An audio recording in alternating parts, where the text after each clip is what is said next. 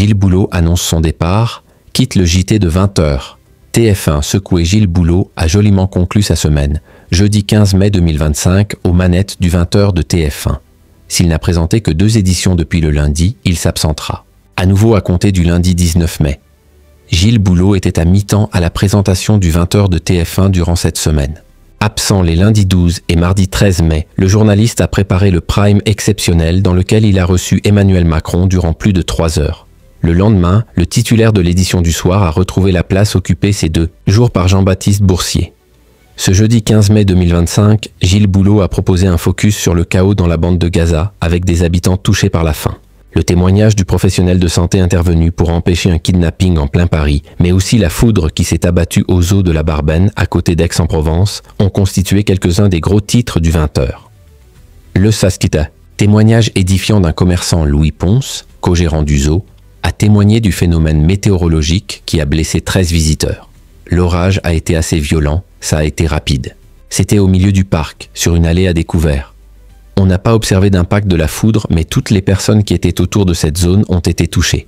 Une Allemande de 29 ans a été hospitalisée en urgence absolue et 4 enfants figurent parmi les victimes. La scène a choqué de nombreux internautes. Une femme enceinte a été victime d'une tentative d'enlèvement en début de semaine, dans le 11e arrondissement de Paris. Son compagnon, blessé, au visage, s'est débattu pour empêcher les ravisseurs de parvenir à leur fin. Un professionnel de santé est intervenu, extincteur en main, pour faire fuir les malfrats. Nabil a témoigné ce jeudi 15 mai. Le père de famille a sauvé sa femme. Il l'a maintenue. Il y a une autre personne qui travaille au café d'Aï, côté qui a pris l'enfant sous son bras face à la situation, a relaté le commerçant. Plus tard dans le 20h, les polices municipales, la hausse du prix des sodas, les compteurs Linky mais aussi les locations saisonnières ont alimenté les sujets.